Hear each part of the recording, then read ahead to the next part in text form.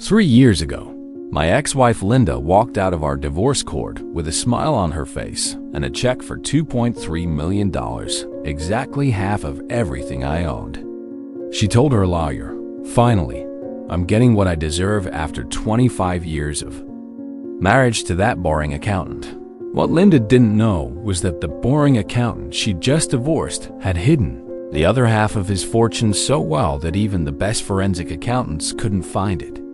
For 2 years, I watched Linda live like a queen on my money while she badmouthed me to anyone who would listen. But that all changed last month when she came crawling back, begging for help.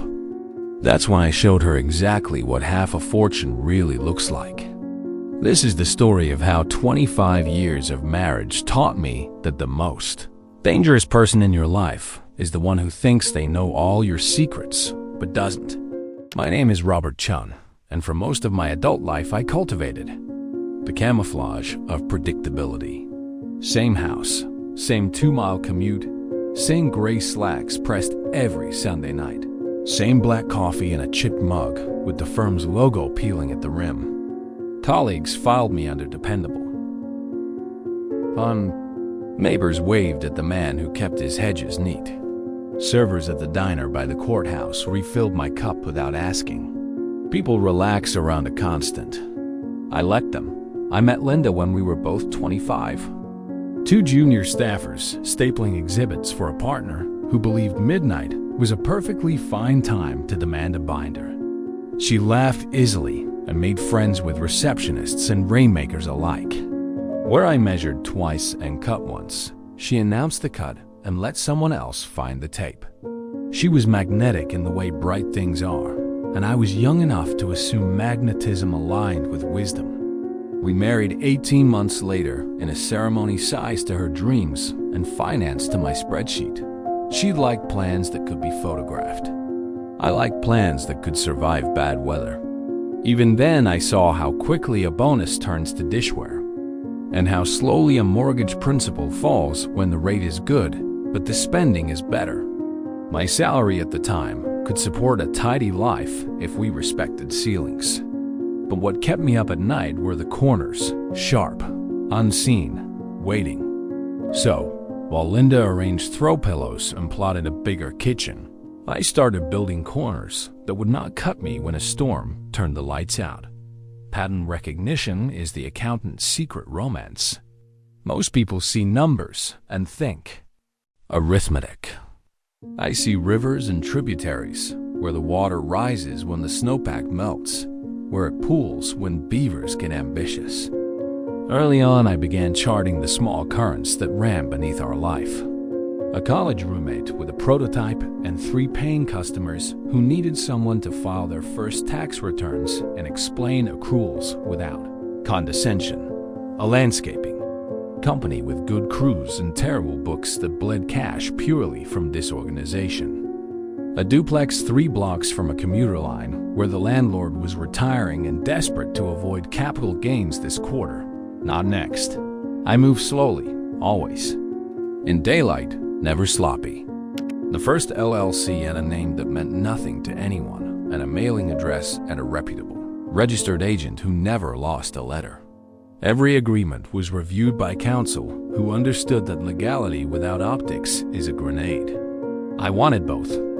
The duplex became 2 clean leases with tenants who paid on the first and appreciated a landlord who replaced a failing water heater by sunset. Cash flow is not glamorous, but it is faithful. I reinvested it into a small stake in my roommate's startup and into a second property that looked worse than it was and lived in a school district people pretended not to care about until kindergarten. Registers opened in August. None of this showed up in the life Linda could see because the life Linda needed to see ran on surfaces. We set a budget. She respected it more in conversation than in practice. But the pressure on the visible accounts remained tolerable because the invisible ones wore the strain instead. When she asked why I never traded up my car, I told her depreciation is a tax that polite people pay voluntarily. When she asked why we were still in the same house after 5 years, I framed it as prudence in the face of interest rate noise. not as a refusal to mortgage our future to match someone else's present. At the firm, I learned where information lives and how it moves when you are careful. Partners taught me tax, but small business owners taught me resilience. I volunteered for clients others deemed tedious: the dry cleaners, the small tool and die shop, the bakery that cash flowed on Saturdays and sweated payroll on Tuesdays.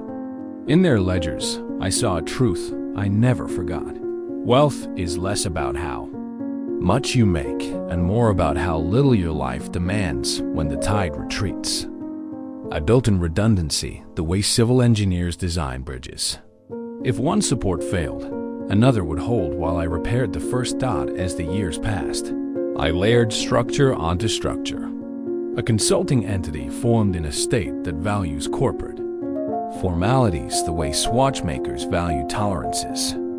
Separate counsel, separate CPA, separate bank relationships. Not a shell, not a trick, not a cousin's name on a napkin, an actual business with its own clients, its own contracts, its own intellectual property filings that claimed modest methods for vendor rationalization and working capital optimization. I licensed my processes to that entity and let my W-2 job pay me for diligent hours, while my consulting practice compensated me for what the firm could not own. The way I think when no one is grading me. Linda measured life by how it looks from a restaurant booth. She preferred tables in the window and expected the server to admire her decisions. I measured life by the probability that tomorrow would ask for proof of today's wisdom. So even as the consulting work started to out-earn my salary, I dressed the same and declined weekends in places that sell sunburns by the hour. She teased me about my caution, then grew critical. Her circle widened to include couples who discussed square footage the way farmers discuss rainfall. I smiled, paid the bill, and went home to reconcile 3 sets of books to the penny. There were moments when I tested the fence for weakness. One spring, after a raise, I suggested allocating half. The increase to long-term goals and half to experiences she craved. She agreed until the boutique called with a trunk show and our compromise evaporated into silk. Another time, I proposed a sabbatical for her to return to graduate school, an investment in something no one could repossess. The idea held until a friend posted photos from Santorini, and education could not compete with scenery. These were not moral failures. They were revelations. If a person's appetite grows faster than their gratitude, you are not underfeeding them. You are overpromising safety. In year 8, I created a revocable trust designed with boring, conservative guardrails that would make an auditor yawn. It owned interests in the entities that owned assets. I served as trustee with a corporate co-trustee that enforced rules even I could not bend for convenience. Every distribution obeyed an investment policy statement and a cash waterfall defined by current ratio targets, not impulses. Taxes were paid, filings were timely, and nothing depended on memory or charm. When people say hidden, they often mean illegal. I mean quiet and correctly documented such that a hostile light would reveal order rather than mischief. Linda's narrative to friends framed me as reliable but unambitious, a phrase that sounds like a compliment when whispered by someone who resents the reliability.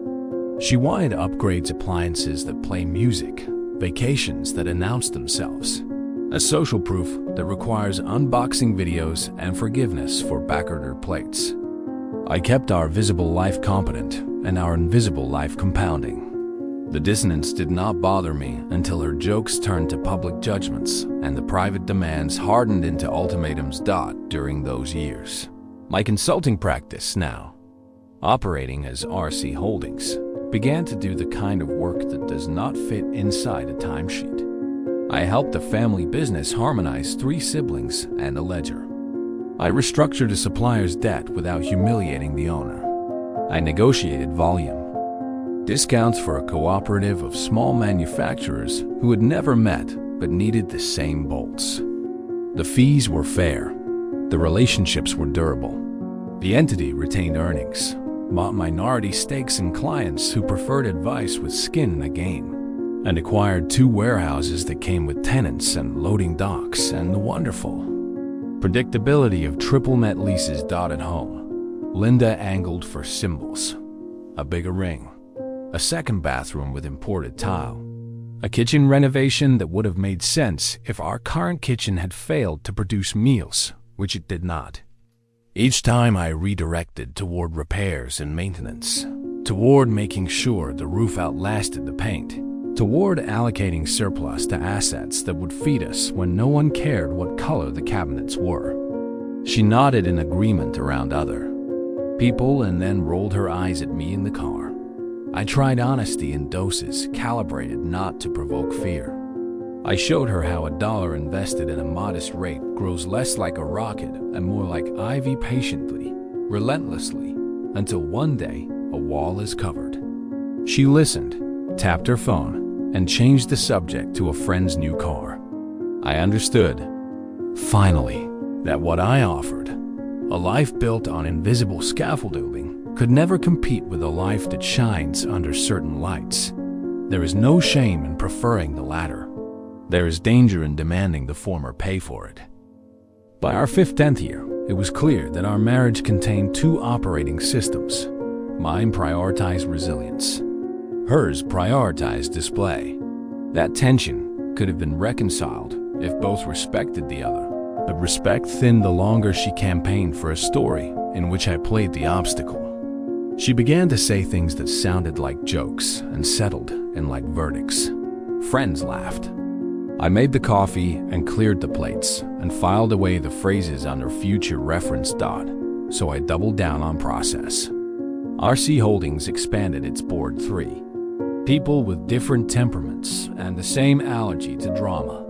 We adopted policies that required unanimous consent for acquisitions and majority consent for dispositions, with me breaking ties only when delay would damage value. We purchased cyber liability insurance because I've seen too many empires undone by a password on a sticky note. We established 2 banking relationships in different geographies and 3 lenders who understood that leverage is a tool, not a personality. If you build with discipline when no one is watching, you do not have to panic when everyone is. Meanwhile, I kept the accountant job. People assume a side business means you quit the day job, but the day job gave me something money cannot buy: access to how other people fail. I sat in rooms where men admitted they had not opened their mail for months, where women confessed they signed whatever their partner put in front of them because conflict felt too expensive. I learned from their courage and their mistakes. I wrote myself rules in a notebook I never shared. Never co-sign anything you would not be willing to pay in full within 30 days. Never let a second set of hands hold your only copy. Never cross a state line without checking the tax reciprocity. Never assume gratitude. Document expectations. Linda's dissatisfaction matured from rumor to doctrine. Vacations with her friends became exhibits in a trial where I represented thrift and she argued for joy. She was not wrong to want joy. She was wrong to insist that joy be charged to a card with my name on it. I noticed she stopped introducing me as her husband and started introducing me as an accountant, the way one might introduce a blender. Useful, unsexy, and anonymous. It is an efficient way to erase a person you once promised to honor. I did not respond in kind. I tightened my systems dot when she floated divorce the first time. She did it with a smile at brunch, like ordering a dessert to share. I shrugged it off and washed the dishes. When she floated it the 5th time, I called my attorney and asked him to audit my life with the ferocity of an enemy. He produced a list of vulnerabilities that would not impress a greedy adversary, but might entice a competent one. I hardened each until even a meticulous forensic accountant would find clean lines and proper separations. There would be no commingling to untangle, no sloppy documents to exploit, no slush to sensationalize. If I was ever asked to open the books that belonged to Robert Chun, They would open neatly and close with the same authority. The irony is that I did not want to end anything. I wanted partnership. I invited her into my world, quiet profitability, compounding the pleasure of a ledger that balances without drama. She visited, took a few photos, and posted them as proof she had done marriage well that day.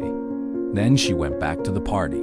I stayed with the ledgers and the clients who slept better because my phone is always on, even when it is not ringing. By our 20th anniversary, the two halves of my life were so well ordered that either could stand without the other. The house and the salary and the retirement accounts were real and sufficient. The consulting practice, the properties, the equity, positions, and the cash reserves inside RC holdings were also real and more than sufficient. If the public half were divided, the private half would not tremble. That was not malice. That was engineering.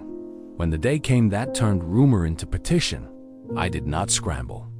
I printed what was requested. I signed what was true. I answered what was asked, and only what was asked, because in courtrooms and marriages, scope creep destroys clarity. The legal systems did what they were built to do: divide what belongs to the name on the petition. The other name, the one on the consulting agreements, the corporate resolutions, the deeds, the board minutes, the insurance policies, was not a costume or a trick. It was a business that had earned, documented, taxed, and reinvested its way to independence. People later asked if I felt clever. The word does not fit. Clever is a flourish. What I felt was relief that the habits I had practiced for decades held under pressure. Habits are the real fortune. Money is only the part you can count. The rest is the part that keeps you upright. When someone you loved decides your steadiness is the same thing as smallness and walks away to chase an image that fogs the mirror as soon as the steam clears. Robert. For the first 10 years of our marriage, Linda seemed happy enough. We had a nice house in the suburbs, took decent vacations, and lived what most people would consider a comfortable middle-class life. But as Linda got older, she started wanting more. Robert. She'd complain that her friends' husbands were more successful, that we should have a bigger house, that I wasn't ambitious enough. She'd say things like, "Robert, you're so smart with numbers. Why can't you figure out how to make more money?" Robert. The irony was that I was making more money, a lot more. My hidden investments were generating hundreds of thousands of dollars a year. But I was reinvesting it all, building an empire that Linda couldn't see because she was too focused. On the surface. Robert. Around year 15, Linda started talking about divorce. Not seriously at first, just threats during arguments. She'd say, maybe I'd be better off with someone who actually wants to succeed in life. She'd threaten to take half of everything and find a man who could give her the lifestyle she deserved. Robert. Each time she made those threats, I'd quietly move more assets into my hidden network. I opened accounts in different states, created more LLCs, invested in businesses that existed only on paper, but generated very real profits. I was preparing for a war that I hoped would never come. Robert. But Linda's dissatisfaction kept growing. She started spending more money, expensive clothes, spa treatments, luxury items that she charged to our joint credit cards. When I'd question the spending, she'd say, "I deserve nice things, Robert. I've been patient long enough." Robert. By year 20, Linda had essentially checked out of our marriage. She was cold, distant, and constantly critical. She'd make jokes about my boring job and my lack of ambition in front of our friends. She was setting the stage for her exit, making sure everyone would understand why she had to leave her unsuccessful husband. The first 10 years looked smooth on paper, mortgage payments made early, retirement contributions maxed, vacations filed neatly under modest, memories attached to airline seat rows in the back. Friction rarely shows up in the ledger. It appears instead in the stories told after dinner, in the jokes that land a shade too hard, In the way silence expands when the bill arrives and someone waits for applause for having chosen the most expensive entree, envy begins innocently. Linda's friends trade renovations like baseball cards, Viking ranges, quartz waterfalls, pot fillers that will never fill a pot. I run the numbers on napkins and point to comp sales within a mile radius. She nods as if I have recited a weather report and then texts a contractor. The first estimate for a kitchen redo arrives, equal to 2 years of college tuition at a state school. I trace with my finger the line labeled contingency and say this is the number that will hurt when a wall hides a surprise. She replies that surprises are part of life. A kitchen you love is forever. The kitchen we already own has fed us faithfully. For a decade, fidelity rarely wins arguments. The social calendar fattens. Charity galas require tickets and dresses and photos that prove both were purchased. I suggest writing a check without eating the chicken. Generosity does not need a ballroom to be real. She says no one gives quietly anymore, as if the concept itself has expired. I accompany her, rent a tux, and learn to smile through speeches. On the way home, she says the donor board is a ranking, not a thank you. I drive, thinking about the difference between virtue and optics and wondering when optics became the point. Money first becomes argument, then metaphor. When the water heater fails at 2 a.m., I replace it by noon and accept the weekend surcharge as the price of competence. When a neighbor buys a new SUV, Linda asks why we still drive a car that requires keys. I calculate depreciation in my head and say the old car starts every morning, which is the only feature I've ever needed. She says reliability is not the same as success. And for the first time, I recognize that we are not debating a thing but our reflection in it. I try intentional conversations. A weekend morning with coffee and spreadsheets. A calm proposal. Let's divide surplus into thirds, one for the future you can't see yet. One for the present that feeds us. One for joy you can photograph. She agrees in principle and in practice. Creates a fourth category that siphons from the others called just this once. I do not scold, I adjust. Adjustments become habit, and habits become evidence in a case you didn't know you were building. Robert, each time she made those threats, I'd quietly move more assets into my hidden network. I opened accounts in different states, created more LLCs, invested in businesses that existed only on paper but generated very real profits. I was preparing for a war that I hoped would never come. Robert, but Linda's dissatisfaction kept growing. She started spending more money, expensive clothes, spa treatments, luxury items that she'd charged to our joint credit cards. When I'd question the spending, she'd say, "I deserve nice things, Robert. I've been patient long enough." Robert, by year 20, Linda had essentially checked out of our marriage. She was cold, distant, and constantly critical. She'd make jokes about my boring job and my lack of ambition in front of our friends. She was setting the stage for her exit, making sure everyone would understand why she had to leave her unsuccessful husband.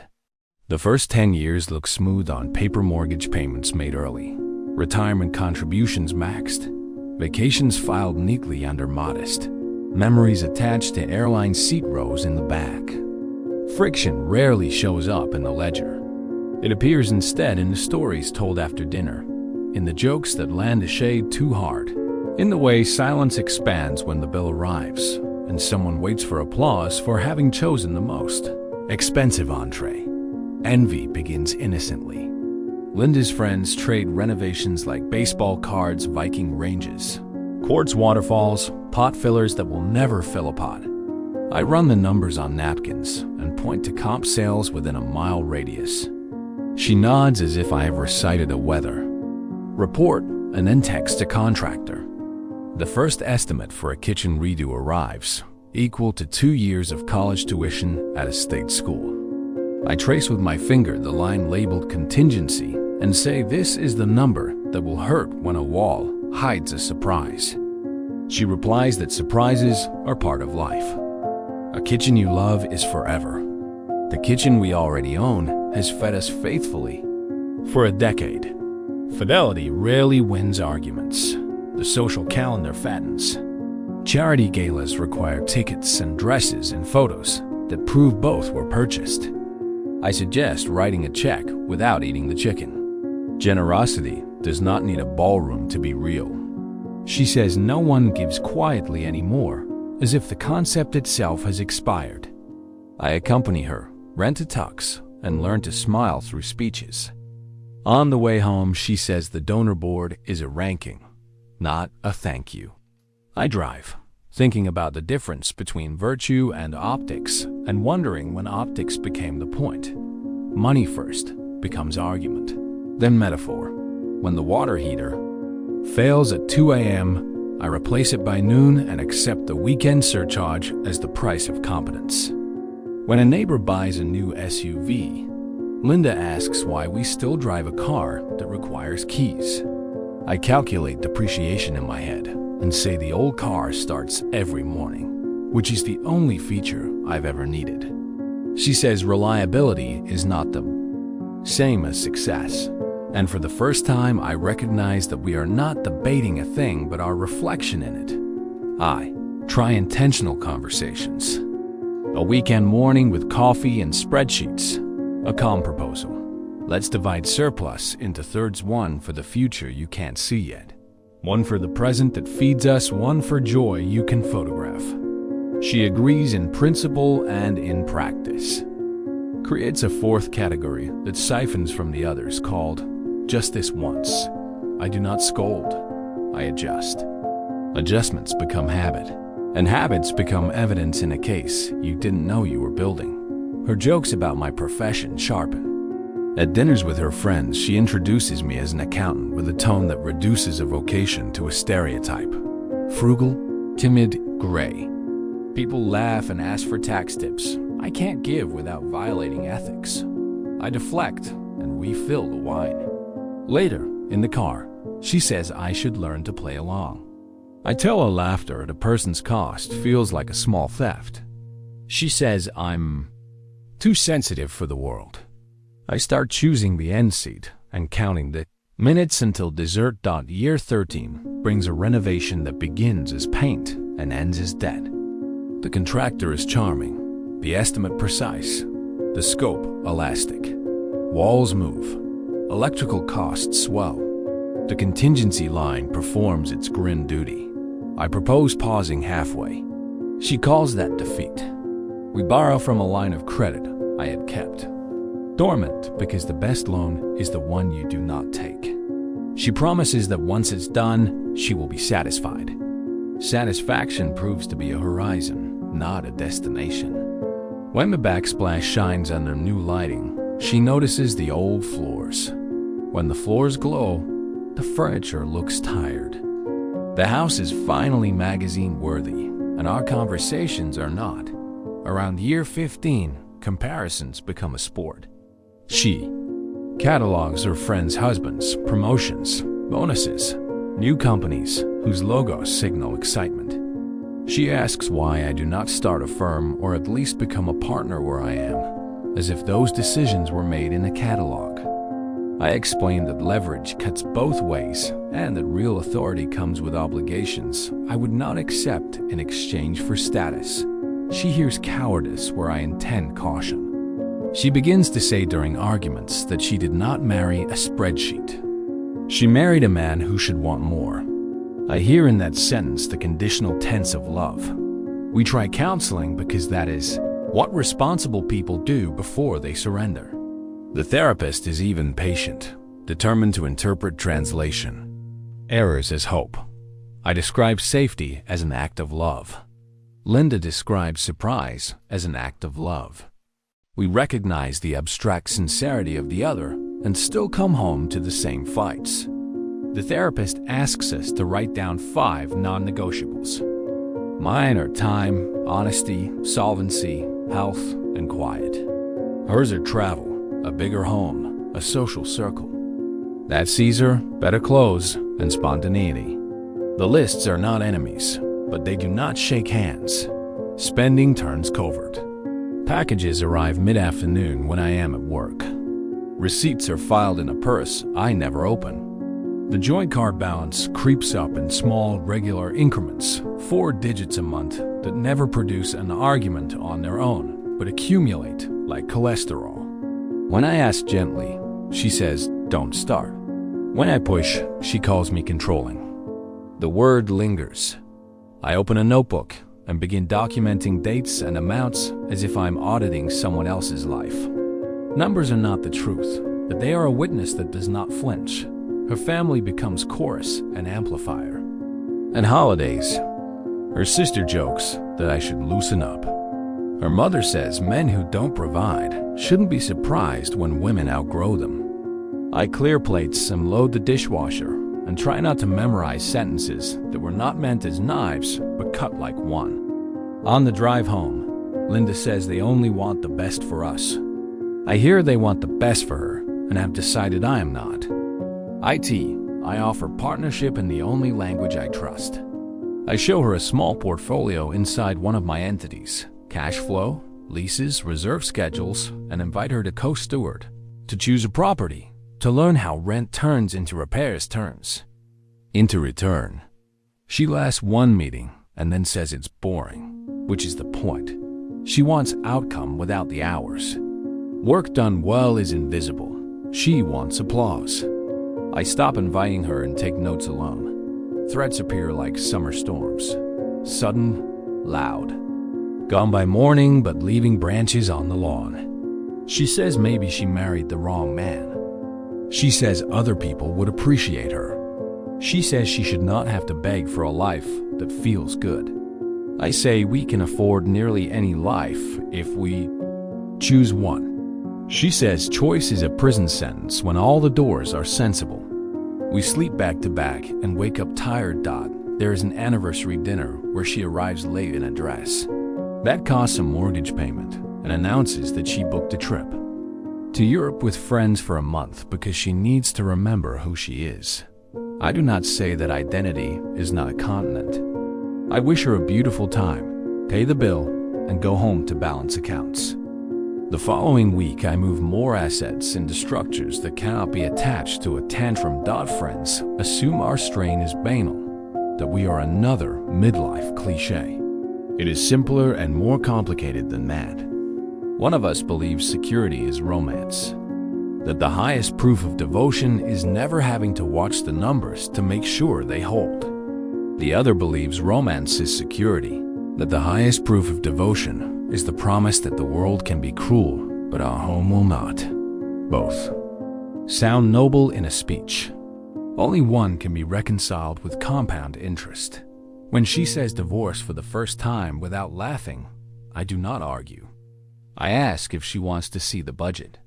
She laughs so hard, she cries and says no judge is going to make her live like a monk because her husband is allergic to happiness.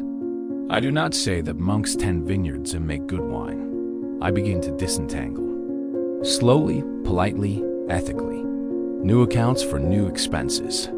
A calendar invite titled Financial Hygiene repeats on the first Thursday of every month. A block of time I spend tightening anything sloppy and listing anything that would look ugly under fluorescent courtroom lighting. I lower exposure on the joint accounts, so a bad day with a good card cannot ruin a quarter.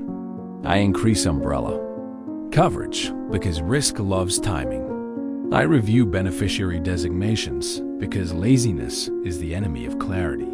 These are not acts of war. They are sandbags around a house on a river. She escalates in proportion to my quiet. There is a brunch where she says in front of her friends that living with me is like living with an actuary who counts kisses. I pretend not to hear. There is a night she tells me she missed a sale because I asked her to enter a password for the card I froze. I unlock it and relock something in myself. There is a day she posts a photo of a friend's new ring and captions it goals. I turn off notifications and mow the lawn until the lines are straight. And the noise is honest. What disappears next is not money, but patience. Not rage requires energy. I reserve for clients and emergencies, but the willingness to explain math to someone who hates the answer. I answer factual questions without preface. I stop offering options that will be mocked. I stop defending a philosophy that feeds us. I become, finally, the boring accountant she warned her friends about. Except boring men do not spend evenings acquiring cash-flowing assets and mornings advising owners who keep towns alive. By year 20, our home contains 2 lives that meet. Briefly in doorways, she is a curator of photographs. I am a keeper of receipts. She dreams of a lifestyle. I maintain a life. I still wish, sometimes, that we could have braided these into something elegant and strong. But when a rope starts to fray, you do not argue with the fibers. You either splice new line or you coil what remains and prepare for the next stretch of water. Robert. Linda filed for divorce on a Tuesday morning in March. She'd hired one of the most expensive divorce attorneys in the city, a woman named Patricia Hawkins, who specialized in maximizing settlements for deserving wives. Linda was confident she'd get everything she wanted. Robert. The first thing Patricia did was demand complete financial disclosure. They wanted bank statements, investment accounts, property records, business interests, everything. They were looking for hidden assets, convinced that I was wealthier. Then I appeared. Robert, here's where 25 years of careful planning paid off. I gave them exactly what they asked for: complete disclosure of every asset that was legally discoverable.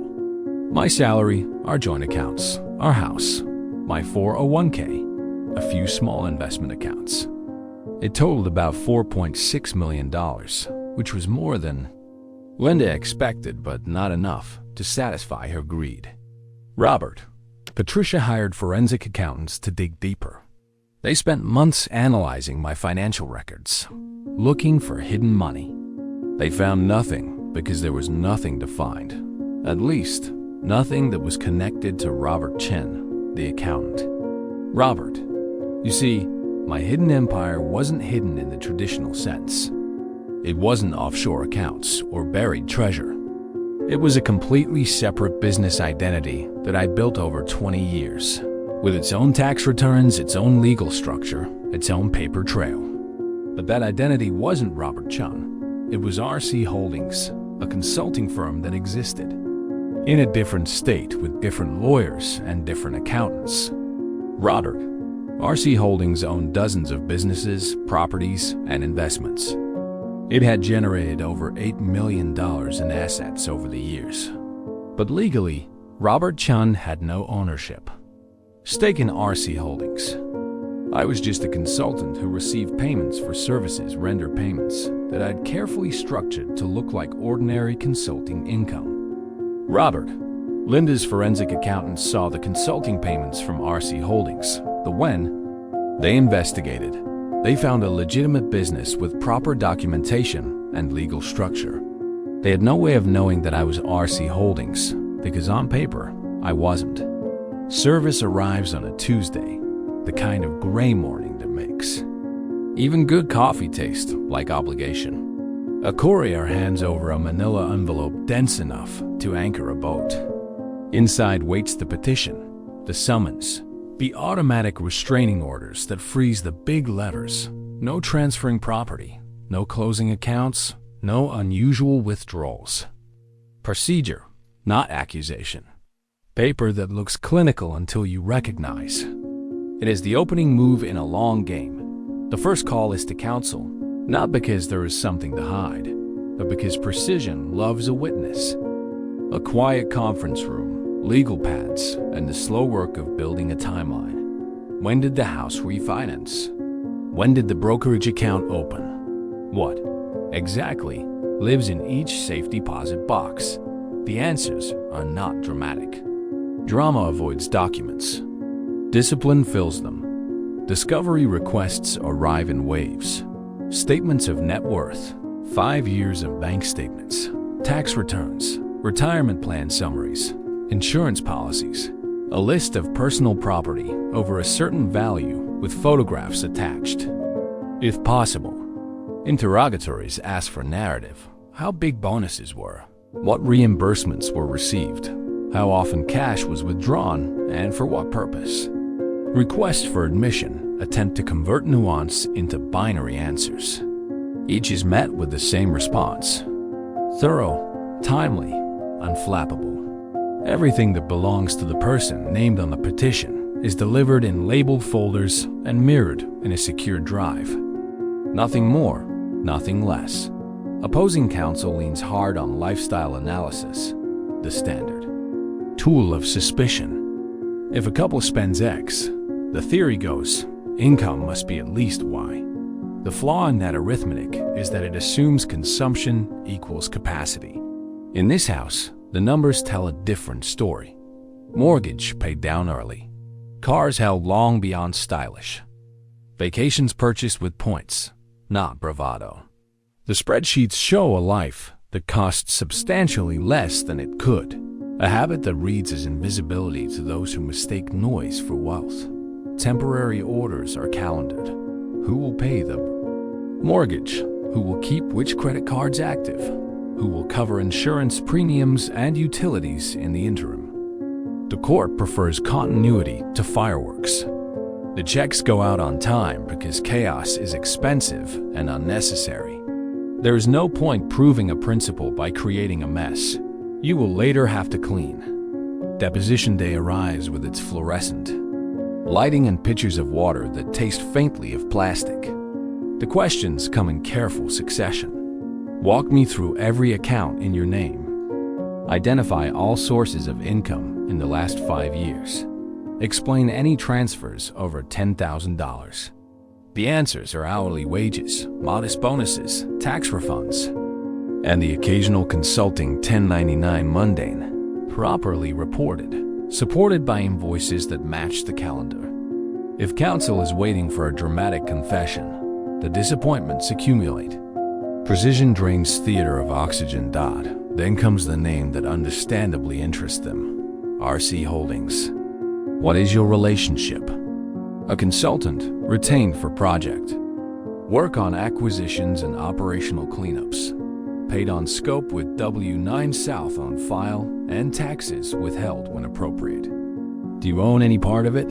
No. Have you ever owned equity, warrants, options, convertible notes? No. The documentation follows engagement letters, scopes of work, payment schedules, 1099s matching deposits to the penny, tax returns reflecting ordinary income, not distributions.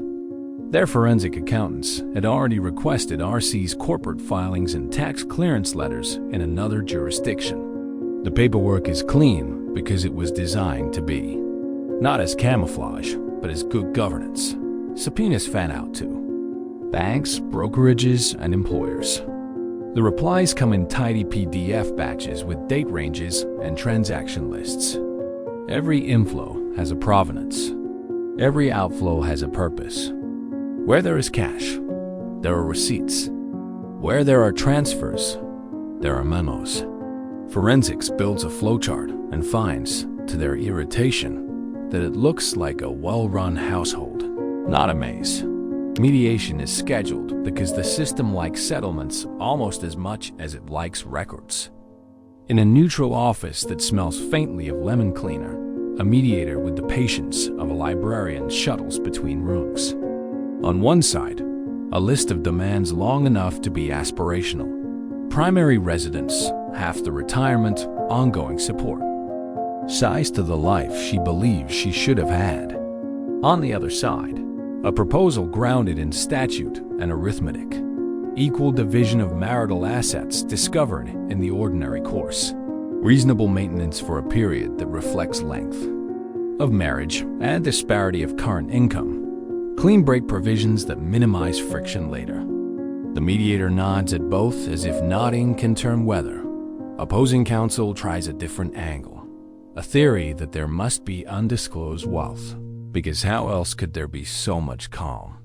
Calm, however, is not collateral.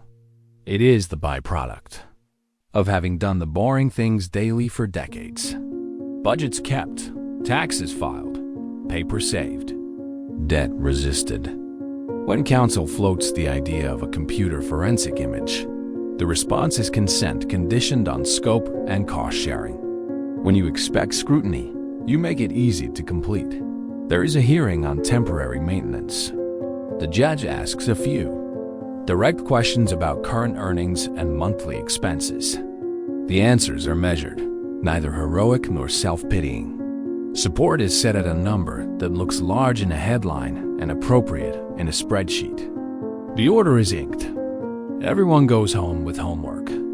The forensic team's report eventually lands with a satisfying thud pages of charts and an executive summary that is both exacting and underwhelming. No undisclosed accounts identified in petitioner's name. No anomalous transfers inconsistent with income. Consulting income from RC Holdings documented and taxed as ordinary income. Lifestyle consistent with disclosed resources. In the margin, the quiet note every accountant respects. Conclusions limited. By the scope of available records, of course they are. No one can audit a life beyond its boundaries. Opposing counsel schedules one more deposition to try narrative where numbers failed. The questions turn personal in the way litigation sometimes does when leverage is scarce. Why didn't you buy a bigger house? Why did you refuse certain trips? Why did you stay in the same job? There is no defensiveness to mine. Preference is not a conspiracy. A steady position with autonomy, clear ethics, and predictable hours is not evidence of concealment. It is the scaffolding on which something larger can be built out of sight and without fuss. Meanwhile, the work of unwinding proceeds. Appraisals for the house and the lake cabin neither of you used enough. Actuarial tables for pensions.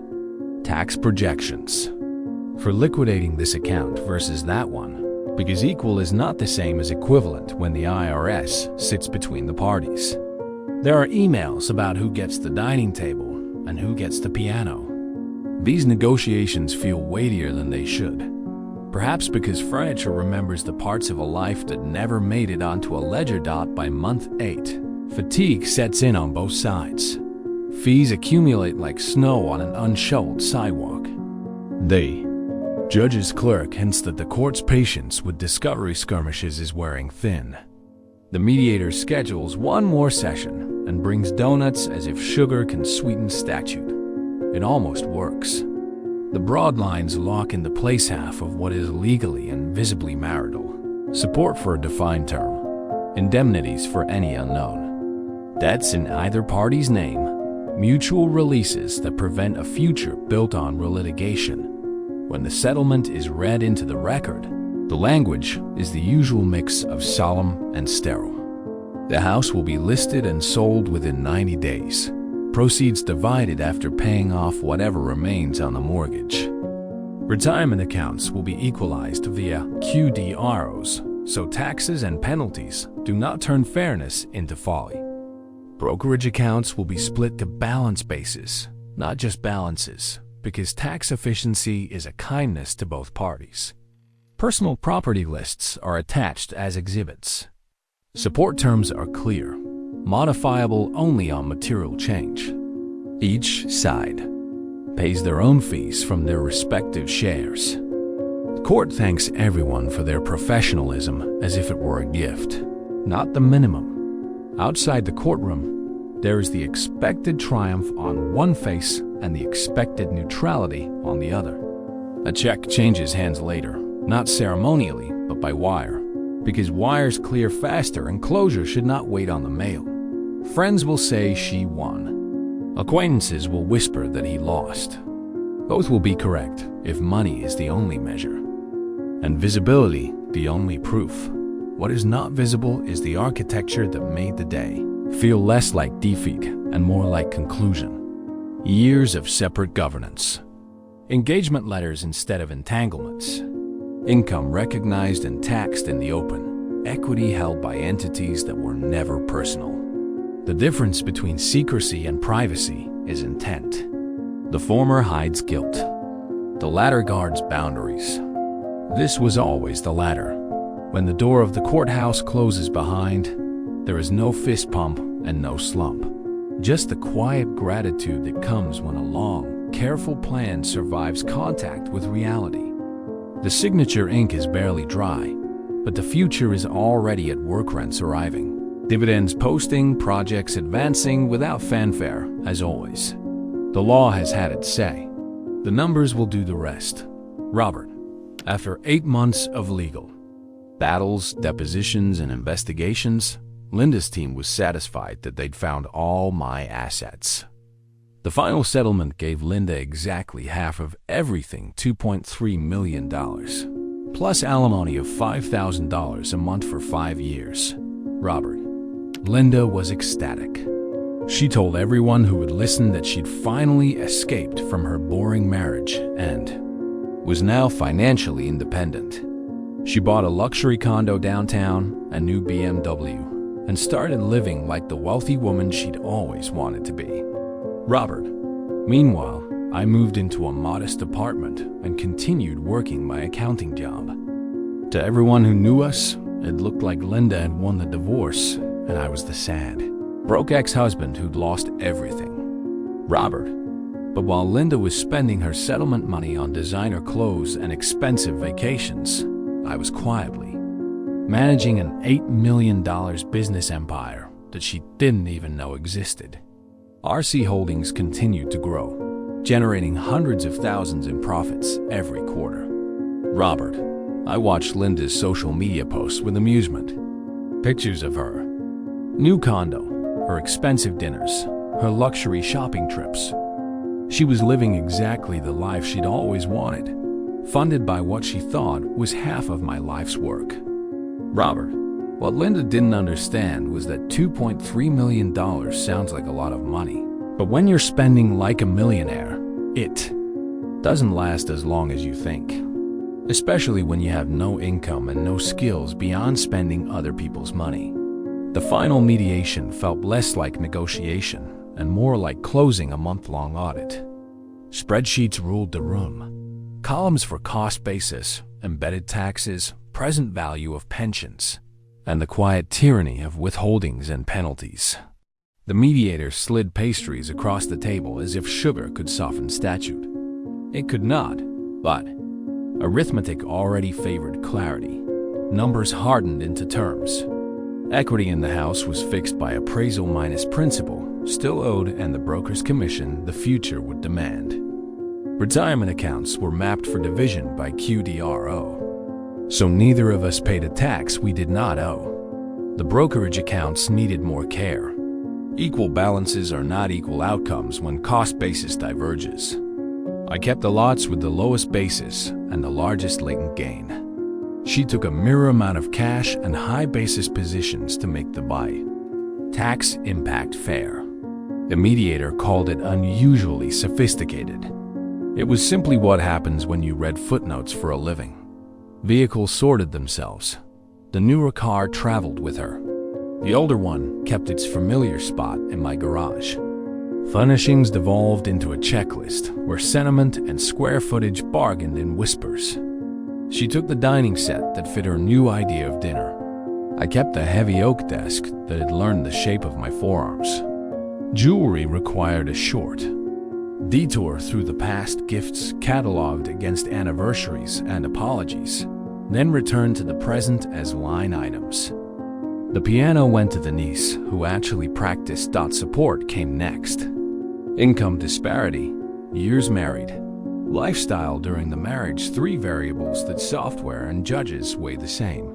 The figure landed at $5,000 a month for 5 years, reviewed and initialed in neat blue ink. It looked generous in isolation and ordinary in a ledger that knew the difference between cash flow and burn rate. When the settlement was read into the record, the courtroom air felt conditioned to civility. The judge asked perfunctory questions about understanding and voluntariness. Heads nodded. Counsel recited parcel numbers and account endings with the solemnity of a liturgy. The order entered. Outside, the temperature of the day reasserted itself, and the world resumed pretending it had not just watched a life divide by 2. The wire cleared 48 hours later. $2,300,000 left one account and arrived in another. A transaction as emotionless as any other. Effed. I saved the confirmation PDF the way I save everything. Named with date, counterparty, and purpose. Filed where it belongs. Automatic payments for support were scheduled to draft on the 1st of each month. The calendar accepted its new duty without comment. Unwinding a long marriage generates administrative ash. Joint credit cards closed and archived. Beneficiaries updated on retirement plans and life insurance. Safe deposit box contents inventoried with a bank employee witnessing each item's new owner. Online accounts decoupled streaming, utilities, the small subscriptions you forget until they renew. Address changes filed. Emergency contacts edited. It took weeks to complete, and then one morning, there were no more emails marked important from counsel. Silence announced itself as the new default. She made a victory lap that first month. Friends reported tasteful photos of a downtown condo staged with white orchids and views. Captions paired freedom with elegance.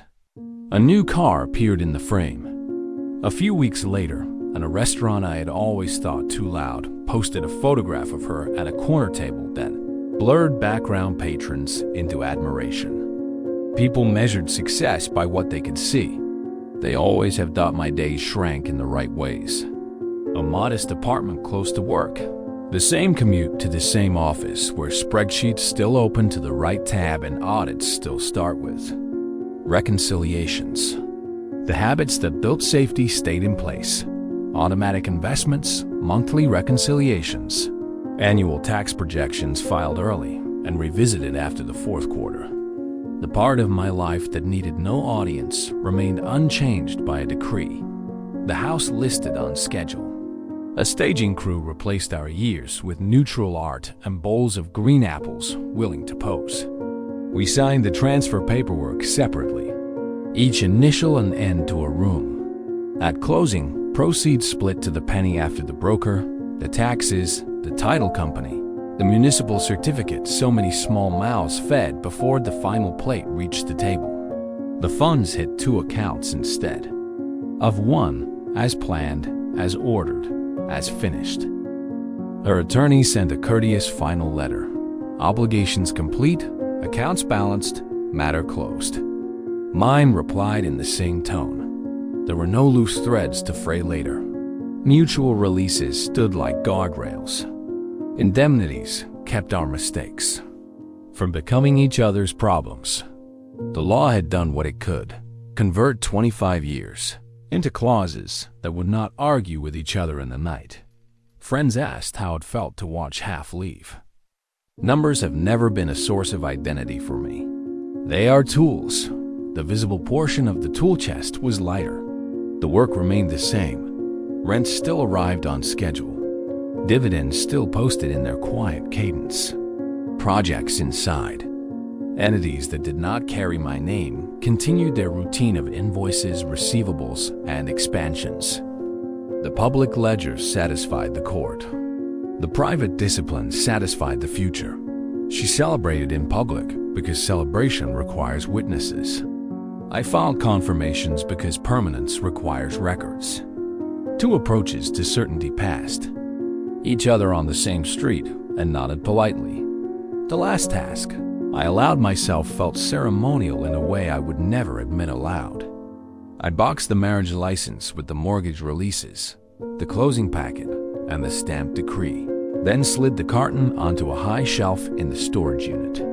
Paper does not forget, and neither do I, but both can be put in order and left to rest. On the 1st of the next month, the support draft cleared as expected.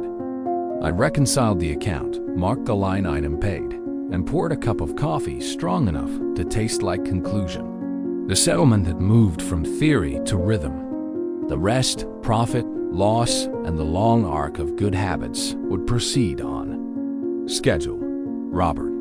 For the first year after our divorce, Linda lived like a queen. She traveled to Europe, bought expensive art for her condo, and threw lavish parties for her friends.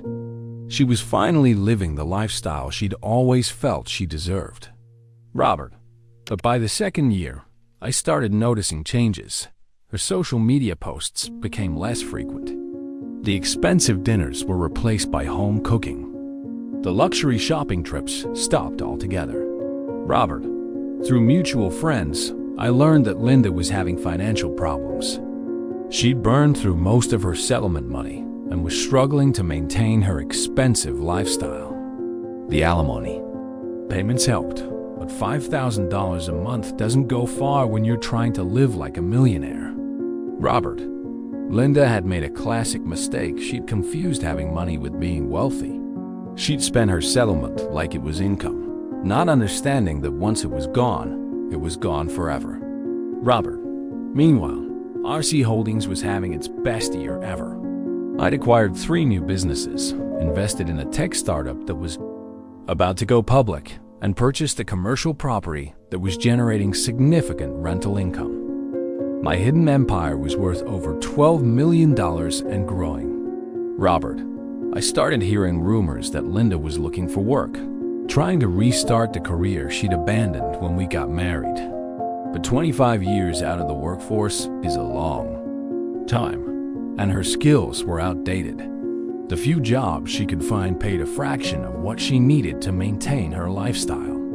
Robert. By the end of the second year, Linda had sold her BMW and was driving a used Honda. She downsized from her luxury condo to a smaller apartment. The woman who'd once bragged about taking half my fortune was now struggling to pay her bills. Linda's downfall began the first year after the decree was a highlight reel with filters. Photographs of champagne and crystal flutes, the skyline reflected. In a new condo's floor-to-ceiling glass, the constant cameo of shopping bags with rope handles. The narrative was easy to follow from a distance. Freedom looks expensive, and expensive looks like proof. Friends applauded the captions. Algorithms did the rest. I kept my applause on paper monthly support drafted on the first reconciled. Before lunch, noted as clear doc costs accumulate quietly even when celebration is loud.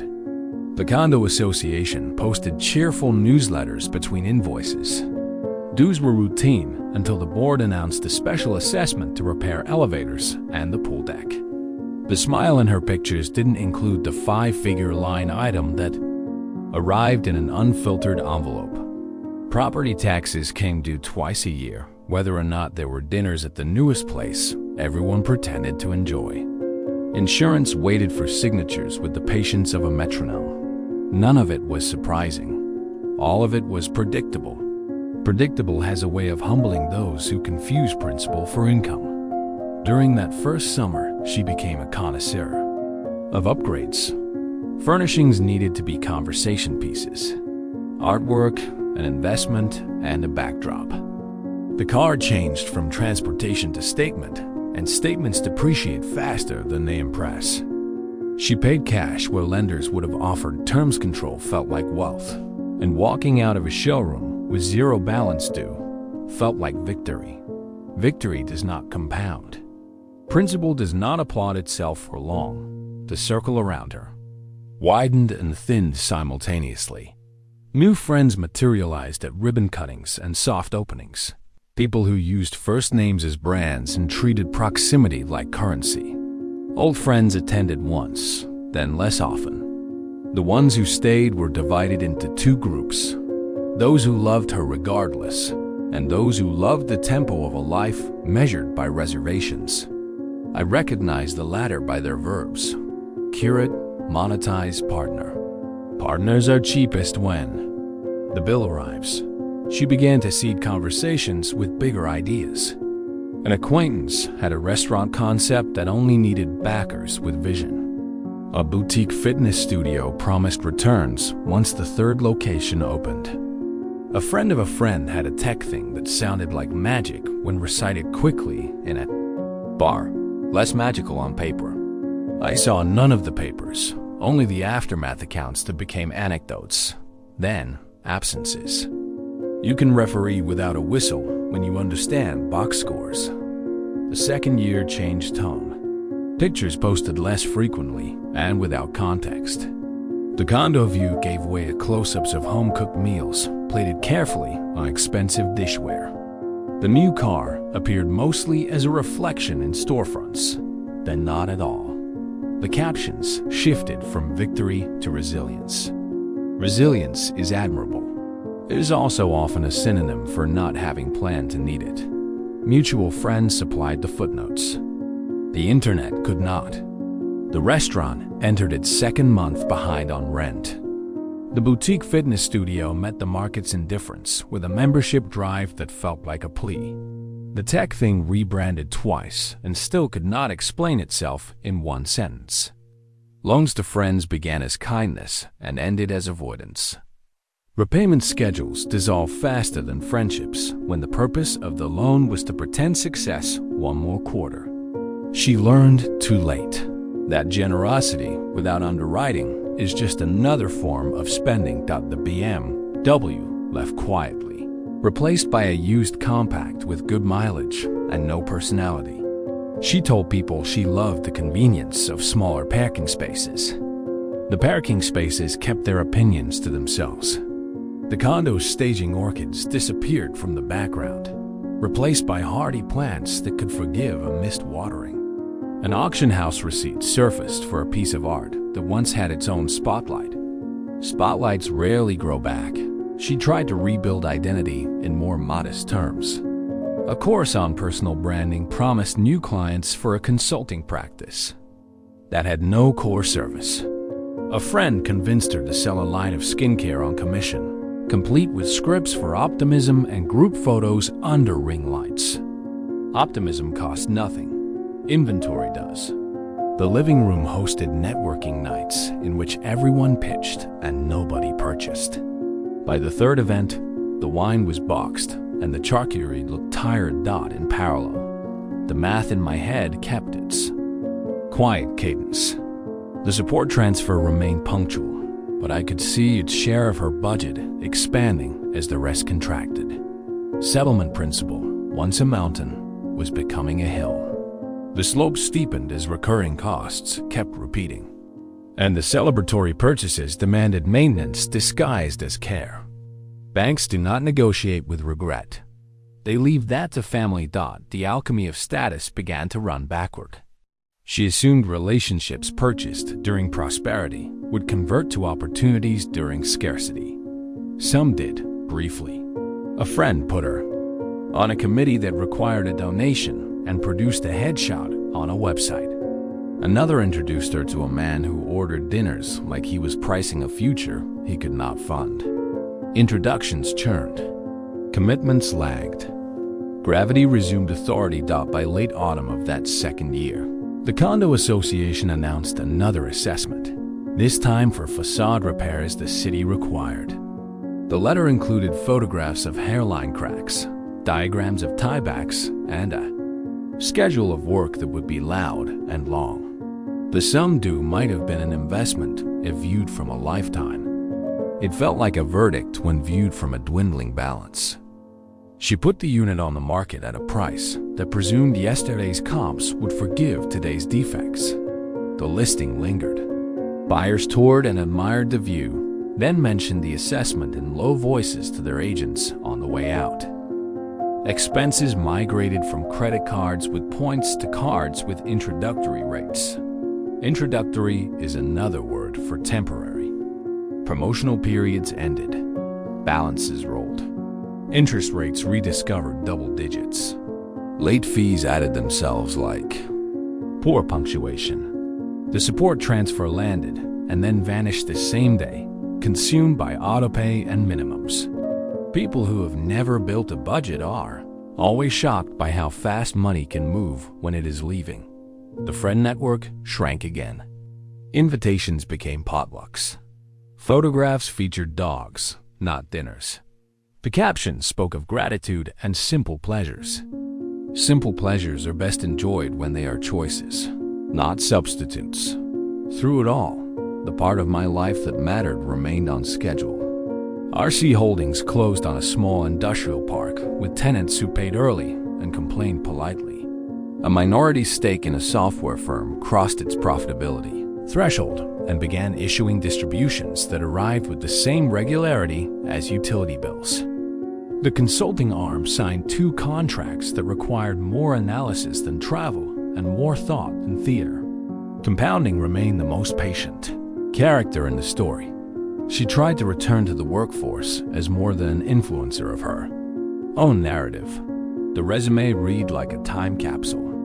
Employers read time capsules the way they read fiction politely, without urgency. The role she could secure were junior to the lifestyle she still insisted she deserved.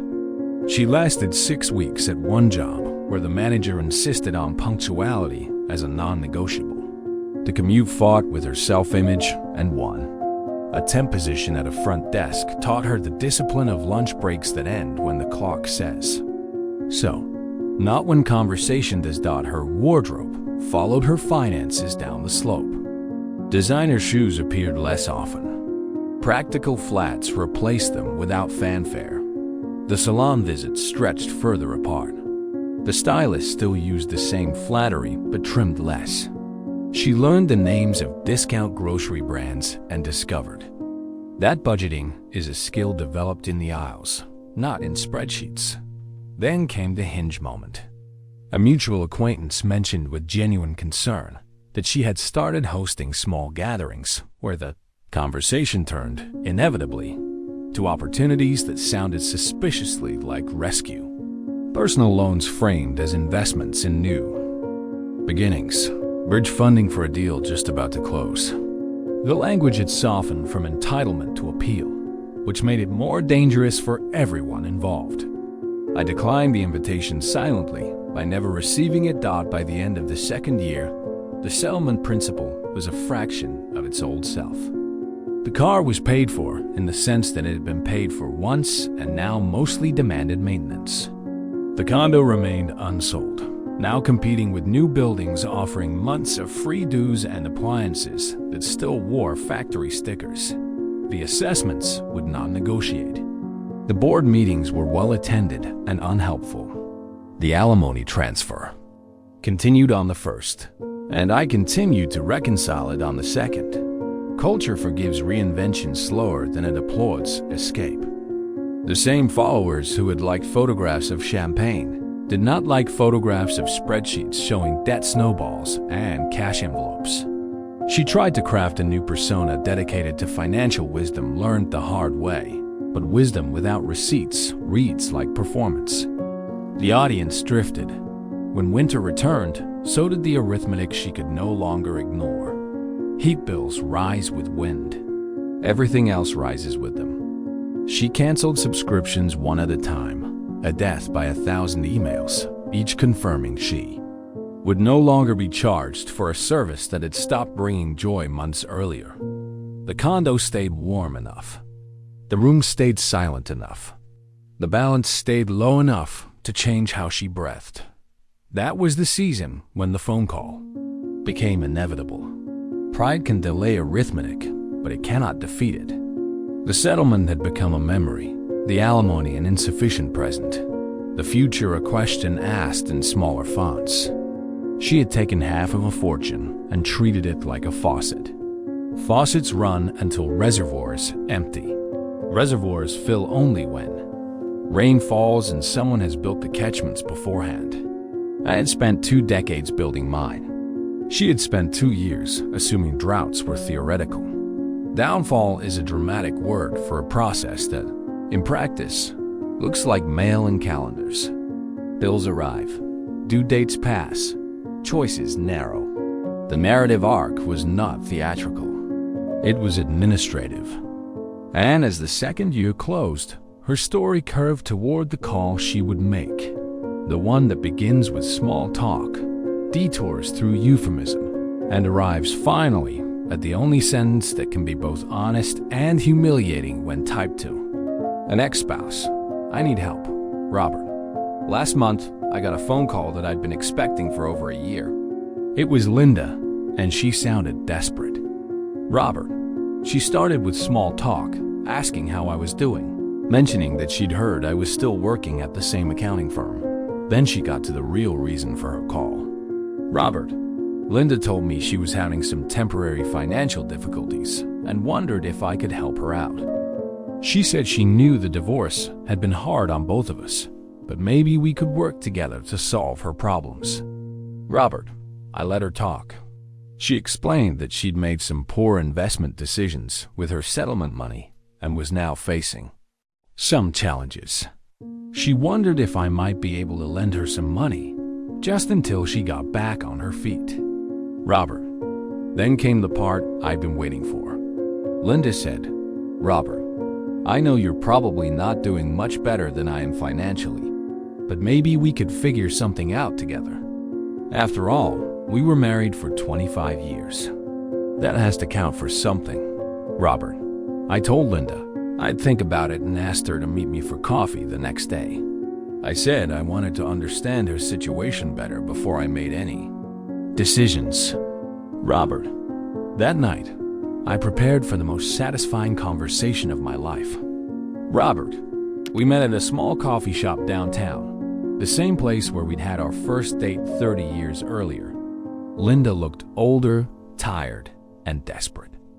The confident woman who'd walked out of divorce court with $2.3 million was gone. Robert, Linda spent 20 minutes explaining her financial problems. She'd invested in a restaurant that failed, loaned money to friends who never paid her back, and generally made every financial mistake possible. She was down to her last $50,000 and facing bankruptcy. Robert, she begged me to help her. She said she'd learned her lesson about money and just needed a chance to start over. She even suggested that maybe we could get back together, that the divorce had been a mistake. Robert, I listened patiently, nodding sympathetically, playing the role of the concerned ex-husband. Then I said, "Linda, I understand your situation, and I want to help.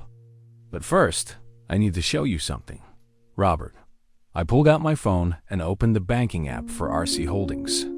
I showed Linda the account balance, $12.7 million. Robert, Linda stared at the screen in confusion. She said, "Robert, whose account is this? Why are you showing me someone else's money?" Robert, I smiled and said, "Linda, this is my money. This is the other half of my fortune, the half you didn't know about during our divorce."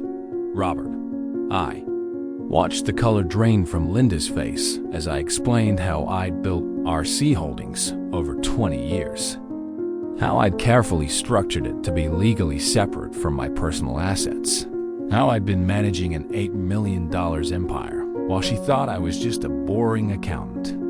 Robert, Linda's desperation turned to anger. She said, "You hid money from me during our divorce. That's illegal. I can take you back to court." But I calmly explained that I hadn't hidden anything. I disclosed every asset that Robert Chun owned. RC Holdings was a separate legal entity that I'd built with my own skills and knowledge. Robert, Linda threatened to call her lawyer to have me investigated for fraud. But I reminded her that her own forensic accountants had already investigated RC Holdings during our divorce and found nothing improper. Robert, I told Linda, "You got exactly what you were entitled to, half of everything that belonged to Robert Chun. The fact that Robert Chun was smarter than you gave him credit for isn't my problem, Robert." Linda broke down crying. She said she was sorry for how she treated me, that she'd made terrible mistakes, that she needed my help to survive. She begged me to give her another chance, to help her rebuild her life. Robert, I looked at the woman who'd spent 25 years making me feel like I wasn't good enough, who'd taken half my visible fortune and mocked me for being boring and ambitious. And I said, "Linda, you taught me something very important during our marriage. You taught me that some people will never appreciate what they have until it's gone." Robert, I stood up to leave, but Linda grabbed my arm. She said, "Robert, please. I know I was wrong about you. I know you're successful and smart, and everything I said you weren't. Just give me a chance to make it right. Robert. I looked down at her and said, Linda, you had 25 years to appreciate the man you married. You chose to spend those years complaining that I wasn't enough. Now you want me to save you from the consequences of your own choices. But here's the thing. I'm not your husband anymore. I'm not responsible for your happiness or your financial security. You made your choice when you walked away with half my fortune. Now live with it. Robert. Linda filed for bankruptcy 3 months later. She lost her apartment, her remaining possessions, and had to move back in with her sister. The woman who'd once bragged about taking half my fortune was now dependent on family charity. Robert. Meanwhile, RC Holdings continues to thrive.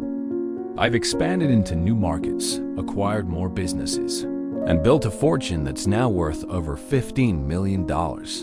I still work my accounting job because I enjoy it, but I don't need it. Robert.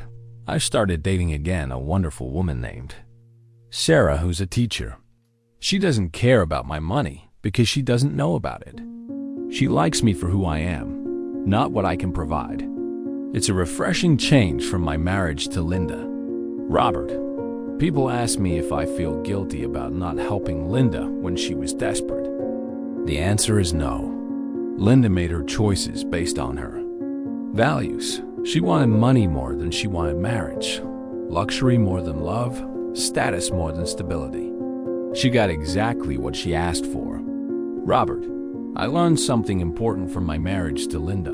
The most dangerous person in your life isn't your enemy. It's the person who thinks they know everything about you, but actually knows nothing at all. Robert. Looking back, I realized that Linda never really knew me. She saw what she wanted to see: a boring accountant who lacked ambition. She never bothered to look deeper, to understand that quiet doesn't mean weak, and methodical doesn't mean unsuccessful. Robert. The irony is that if Linda had been a true partner, if she'd supported me instead of constantly criticizing me, she would have been part of building the RC Holdings empire. She could have been genuinely wealthy instead of just pretending to be. Robert. But Linda was never interested in building anything together. She was only interested in taking what she thought she deserved. And in the end, that's exactly what she got. What she deserved, not what she wanted. Robert. Today, I'm happier than I've ever been. I have financial security that Linda can't even imagine. A relationship built on genuine affection rather than financial dependency. And the satisfaction of knowing that I built something lasting through patience and intelligence. Robert. As for Linda, I heard through mutual friends that she's working as a receptionist at a dental office, living paycheck to paycheck, still bitter about how her life turned out. She tells people that I cheated her in the divorce, that I hid money from her, but the truth is simpler than that. Robert. I didn't hide money from Linda. I hid my true capabilities from someone who would have used them against me. And when she finally discovered what I was really capable of, it was too late for her to benefit from it. Robert. The lesson here isn't about revenge, it's about preparation. It's about understanding that the person who promises to love you, for better or worse, might not mean it. It's about protecting yourself, not from strangers, but from the people closest to you who might decide you're not worth their loyalty. Robert. Linda thought she was divorcing a boring accountant and taking half his modest fortune. What she actually did was walk away from a financial genius who'd been supporting her lifestyle while building an empire she couldn't even see. Robert. And now, every time I look at my RC Holdings account balance, I'm reminded that the best revenge isn't getting even. It's being so successful that your enemy's opinions of you become completely irrelevant. Robert. Linda took half my fortune, just like she planned. She just didn't know which half was the important one.